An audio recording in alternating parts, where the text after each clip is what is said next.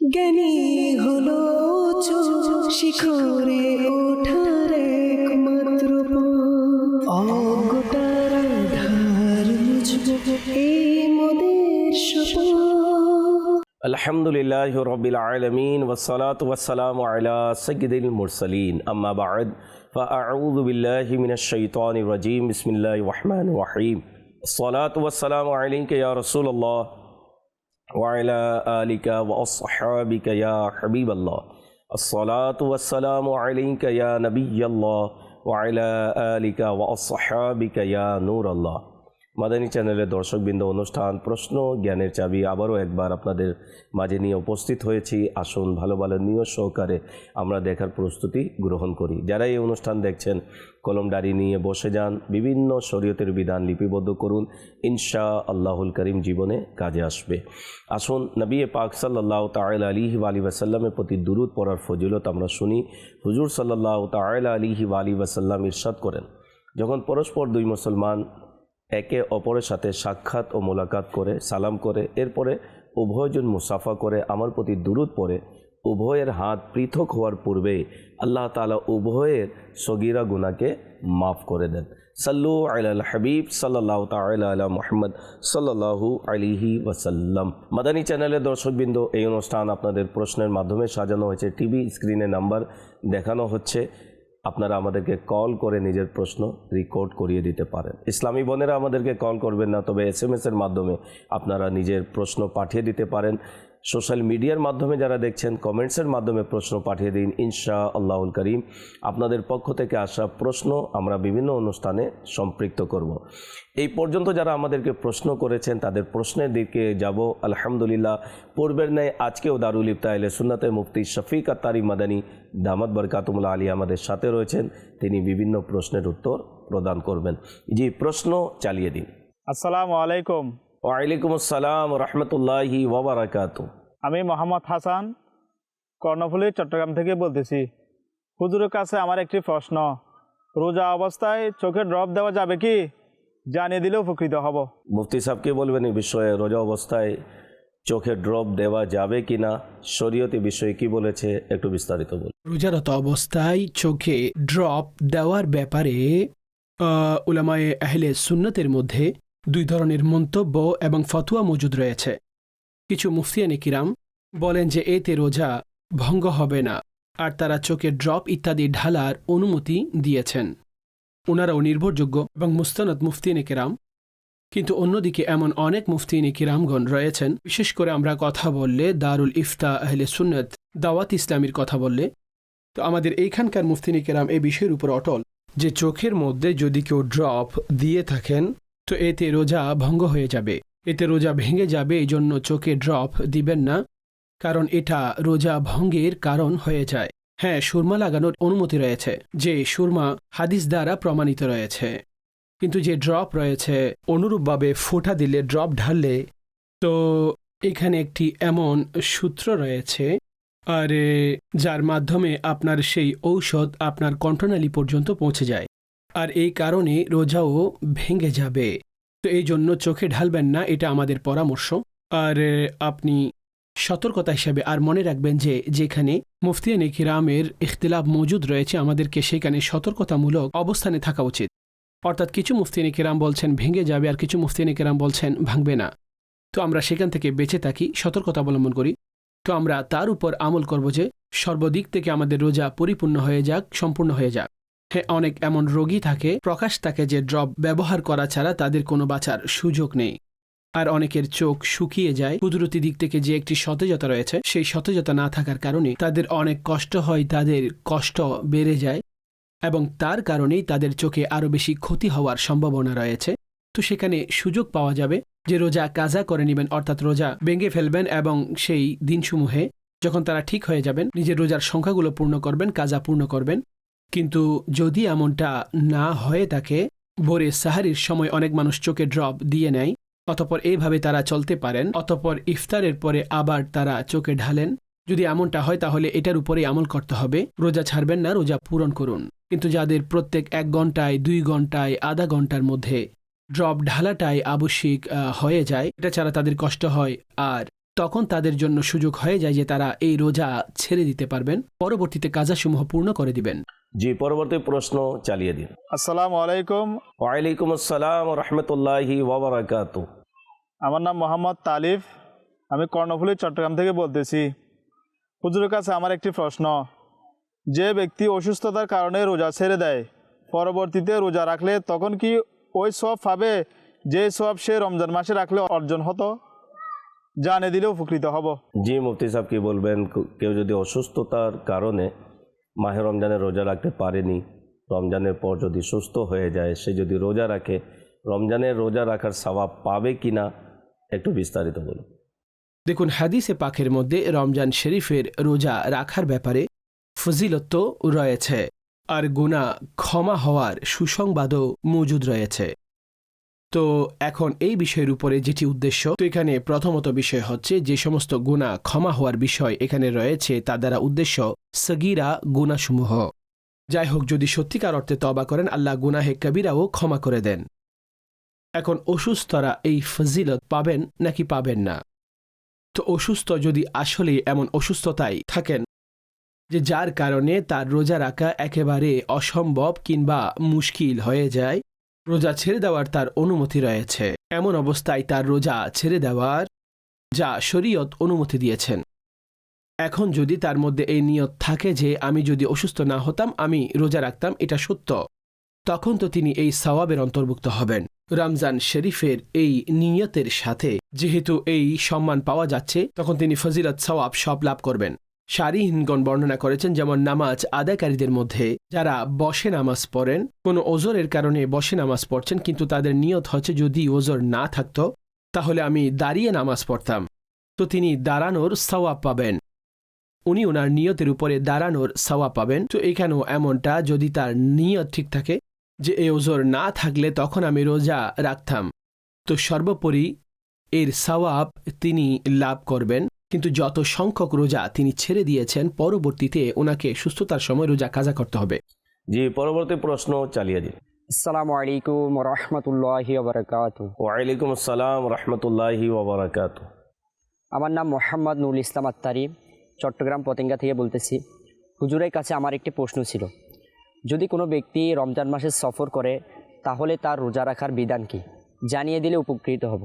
জি, মুফতি সাহেব কি বলবেন এই বিষয়ে একটু বিস্তারিত বলুন।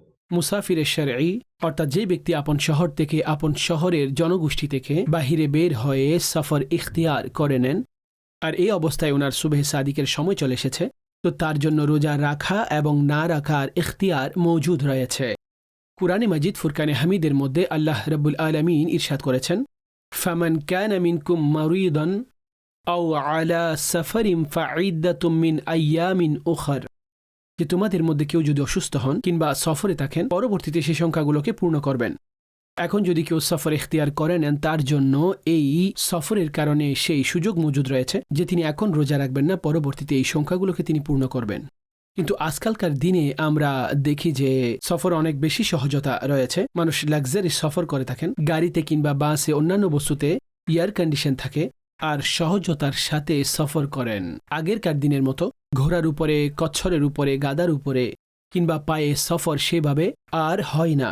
তো উত্তম হচ্ছে এটা যে ব্যক্তি যেন রোজা রেখে দেন, উত্তম হচ্ছে রোজা রেখে দিবেন। হ্যাঁ, যদি মুসাফিরের শরীয় হয় তাতে, কিংবা ওনার সাথে যিনি আছেন ওনার কষ্টের সম্ভাবনা থাকলে উত্তম হচ্ছে তখন না রাখা। কিন্তু এমন যদি কোনো সম্ভাবনা না থাকে তাহলে সেই রোজা রেখে দিবে, এটাই তার জন্য অধিক উত্তম।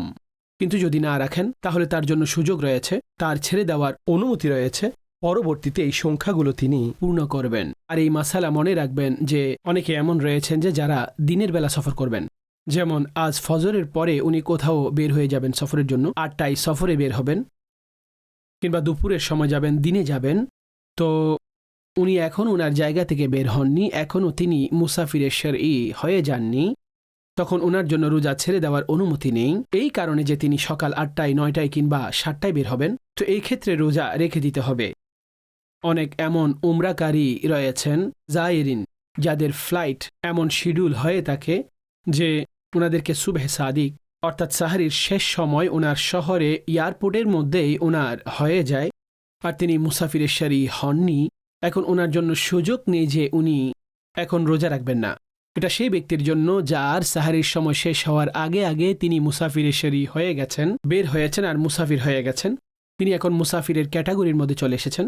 ঠিক আছে, তিনি রোজা ছেড়ে দিতে পারবেন, কিন্তু সকলের জন্য এই সুযোগ নেই। বাকি যারা উমরাকারী জায়রিনদের ব্যাপারে আমি এই কথা বলবো যে আপনারা একটি মহান ইবাদতের দিকে অগ্রসর হচ্ছেন। তো যেখানে আপনার জন্য সুযোগ রয়েছে, ঠিক আছে, যদি কেউ সুযোগ সেখানে নেন আলাদা কথা, কিন্তু সেখানেও নেওয়া উচিত নয়। হিম্মতের সাথে রোজা রেখে দিন। তো সেখানকার তো এক রোজা সুবাহান আল্লাহ, সেখানে মক্কার মধ্যে 1 লাখের সমপরিমাণ সওয়াব রয়েছে। তো এখান থেকে মাহরুম হওয়া উচিত হবে না। কিন্তু মাসালা আমি উভয় বিবেচনায় আরজ করেছি, এর উপরই আমল করুন। পরবর্তী প্রশ্ন চালিয়ে দিন। আসসালামু আলাইকুম রহমতুল্লাহ। ওয়ালাইকুম আসসালাম রহমতুল্লাহি ওয়া বারাকাতুহু। আমার নাম মোহাম্মদ আব্দুল মালেক আত্তারি, আমি মৌলভীবাজার জেলা থেকে বলতেছি।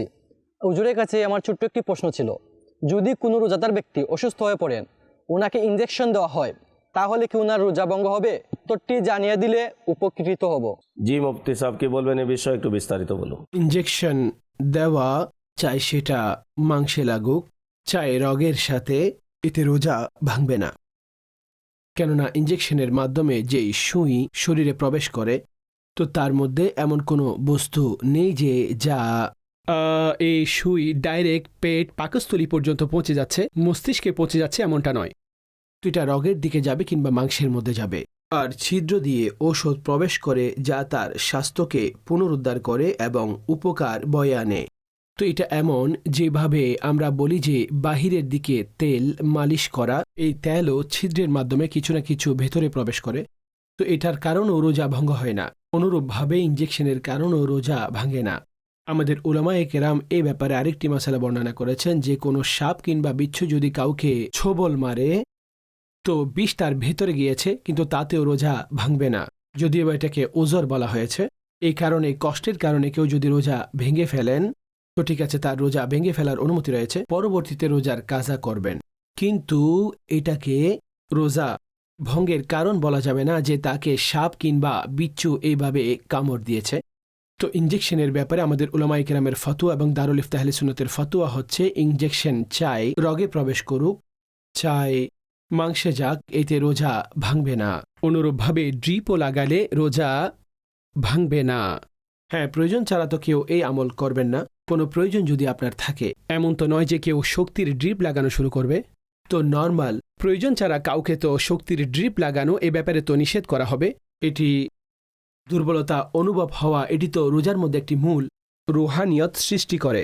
কিন্তু কোনো ব্যক্তি যদি এমন দুর্বল হন যে অনেক সময় অনেকের বমি হয়, উল্টো হয়, এমন কিছু হওয়ার সম্ভাবনা থাকলে যে তার রোজা ভঙ্গের দিকে যাচ্ছে, তো তাদেরকে বলা হবে ড্রপ লাগাও, ইনজেকশন লাগাও, যাতে রোজা পূর্ণ করতে পারো। তো রোজার ক্ষেত্রে ইনজেকশন লাগানো, এটা লাগাতে পারবেন, এতে রোজা আপনার ভাঙবে না।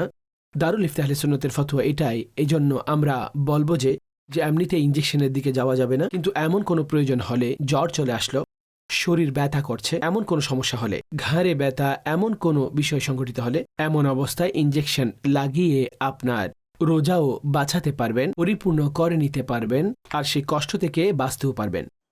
মাদানী চ্যানেলের দর্শকবৃন্দ, আপনারা দেখছেন অনুষ্ঠান প্রশ্ন জ্ঞানের চাবি। এই অনুষ্ঠানে আপনারা চাইলে আমাদেরকে কল করে নিজের প্রশ্ন রেকর্ড করিয়ে দিতে পারেন। স্ক্রিনে নাম্বার দেখানো হচ্ছে, অবশ্যই কল করে প্রশ্ন রেকর্ড করিয়ে দিন।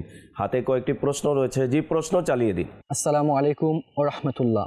ওয়ালাইকুম আসসালাম রহমতুল্লাহি ওয়া বারাকাতুহু। আমার নাম মোহাম্মদ আব্দুল মালেক আত্তারি, আমি সিলেট থেকে বলতেছি। হুজুরের কাছে আমার ছোট্ট একটি প্রশ্ন। প্রত্যেক ইবাদতের কিছু আদব কায়দা ও শিষ্টাচার রয়েছে, সিয়ামের আদবগুলো কি কি? এই প্রশ্নের উত্তরটি জানিয়ে দিলে আমি অনেক উপকৃত হব।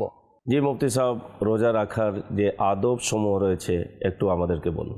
জি হ্যাঁ, প্রত্যেক ইবাদতের জন্য শরীয়ত তার আহকাম এবং আদবসমূহ বর্ণনা করেছেন। রোজার ক্ষেত্রেও এমন, রোজার যে উদ্দেশ্য সেটাকে সামনে রাখতে হবে। ইয়া আইয়ুহাল্লাযীনা আমানু কুতিবা আলাইকুমুস সিয়াম কামা কুতিবা আলাল্লাযীনা মিন ক্বাবলিকুম লাআল্লাকুম তাত্তাকুন। হে ঈমানদারেরা, তোমাদের উপর রোজা ফরজ করা হয়েছে যেভাবে তোমাদের পূর্ববর্তীদের উপরে ফরজ করা হয়েছিল, যাতে তোমরা মুত্তাকি হতে পারো। আইয়ামাম মা'দুদাত, আল্লাহ বলছেন নির্ধারিত দিনে, নির্ধারিত দিন। দেখুন, রোজা রাখতে হবে। রোজার ক্ষেত্রে রব তাআলার এটাই উদ্দেশ্য, চাহিদা এটা নয় যে আমরা উপবাস থাকব। আসল উদ্দেশ্য হচ্ছে, পরিকল্পনা এটি, হিকমত হলো এটি, বান্দা যেন মুত্তাকি হয়, পরহেজগার হয়। তো রোজার কিছু আদব রয়েছে। দেখুন, ফিকহি রোজা হচ্ছে খাবার, পানীয়, স্বামী স্ত্রীর কিছু হক থেকে বেঁচে থাকার মাধ্যমে ব্যক্তি রোজা পূর্ণ করতে পারেন, অর্থাৎ এখান থেকে বেঁচে থাকলে রোজা পূর্ণ হয়ে যাবে। কিন্তু তার সাথে সাথে রোজার মধ্যে যে আহকাম রুহানি ভিত্তিতে রয়েছে, তা হল ব্যক্তি নিজে নিজেকে গুনাহ এবং নাফরমানিমূলক কাজ থেকে বাঁচিয়ে রাখবে। নিজে নিজেকে গুনাহ আর নাফরমানিমূলক কাজ থেকে বাঁচিয়ে রাখবে। এটা রোজার সম্মান, মর্যাদা। আচ্ছা, গুনাহ থেকে এমনিতেই বাঁচতে হবে, রমজানে আরও বেশি। আচ্ছা, আরেকটু যদি বলতে হয়, আপনাকে অনর্থক বিষয়াদি থেকেও বেঁচে থাকতে হবে।